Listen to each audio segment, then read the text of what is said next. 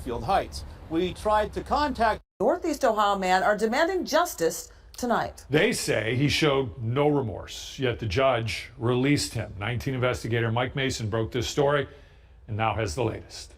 This man, Cyrus Walters, was in court here earlier this week, pleading guilty to brutally assaulting 3 men, all within the same month.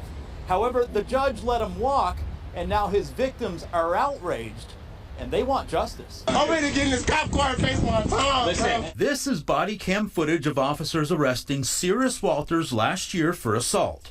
Earlier this week, Walters was released from jail after he admitted to brutally assaulting 3 men. I was fairly certain he was trying to kill me. Walters viciously attacked David Dudley last year in downtown Cleveland.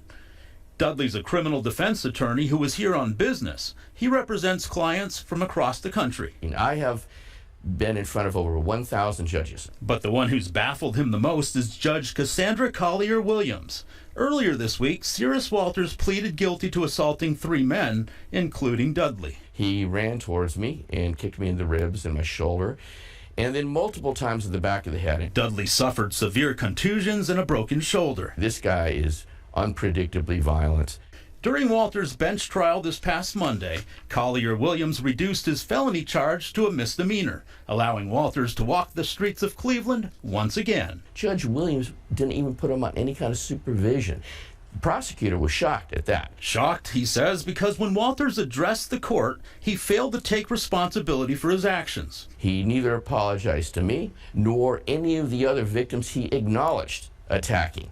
He showed no remorse, not one shred of remorse. I feel the judge let us down. We'll call this man Tony. Surveillance video captured Walters beating on him in Tower City. He broke my glasses, and also I had a few knots on the back of my head. I had a ring around my eye. Tony says he's devastated by the judge's ruling. She's just getting time served, which is, I think, ridiculous because I feel he's a menace to society. After assaulting Tony, Walters was arrested and released the next day to attack once again. This time, he injured a man near Whiskey Island so severely, he required stitches. I ain't do no crime, bro. We've been walking this whole time. Once again, Walters was arrested and released. That's when Dudley turned to 19 Investigates for help.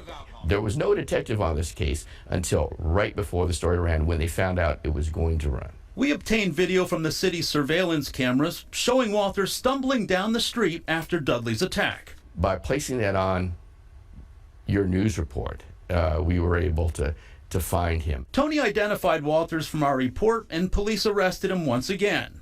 He was again released, then rearrested. This time, Walters spent 2 months in jail until earlier this week when Judge Collier-Williams let him go with time served. The judge gave him the absolute minimum sentence that was available. He's going to be out there doing the same thing again. Walters was arrested again yesterday, just 2 days after being released.